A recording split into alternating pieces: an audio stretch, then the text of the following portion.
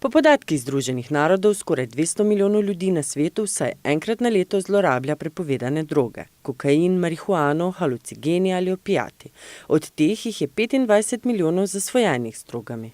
Pravzaprav gre pri zasvojenosti za bolezen možganskega nagrajevalnega sistema. Zdaj čisto na kratko, kaj to pomeni. V naših možganih so centri za motivacijo, spomin, ugodje in jemanje predvsem psihoaktivnih snovi, ampak ne samo psihoaktivnih snovi. Obstajajo namreč tudi nekemične zasvojenosti, ki enako vplivajo. To se pravi, zasvojenost z internetom, z igricami, enako lahko vpliva na možgane, kot pa na primer aktivno jemanje heroina. Dolgotrajna zloraba drog močno poškoduje vse telo in notranje organe. Rehabilitacija pa je ponavadi dolgotrajna. O vzrokih za odvisnost smo povprašali še na zdravstvenem domu. Vzrokov, zakaj ljudje padejo v odvisnost, je več.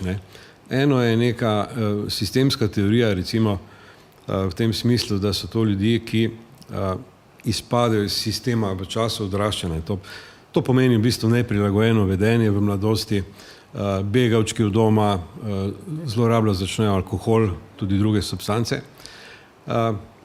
To je ena teorija. Druga teorija je, da so to v bistvu depresivno strukturirani ljudje. Depresivno strukturiran človek pomeni, da mnogo več da na dobrobit nekoga drugega kot na svoje lastno in taki ljudje naj bi bili bolj podvrženi temu, da začnejo nekaj jemati. Sporočila o stanju drog v Sloveniji je razvidno, da je prepovedane droge v življenju užilo 17% Slovencev in medtem, ko število heroinskih odvisnikov pada, narašča zloraba novih sintetičnih drog. V preteklosti je bilo zaznati največ odvisnikov od heroina.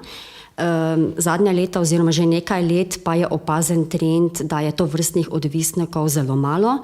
Največ odvisnikov je od kokaina in drugih predvsem novih psihoaktivnih substanc. Pri eksperimentatorjih, to so predvsem mladostniki, pa je največ uporabe marihuane in porast uporabe kokaina, LSD-ja in tudi novih psihoaktivnih substanc. Številni zasvojenci pa drogo tudi preprodajajo. Večina se jih ne zaveda pravnih posledic svojih dejanj.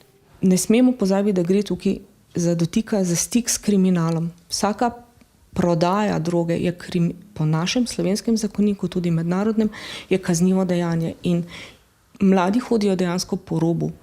Razširjenost uporabe drog med mladimi je več kot 2-krat višja kot med splošno populacijo oziroma 3-krat višja v primeru konoplje. Najpomembnejše je, da mladostnikom zagotovimo zdravo okolje v družini in jih z dobrimi vzorji usmerimo na pot brez drog in odvisnosti.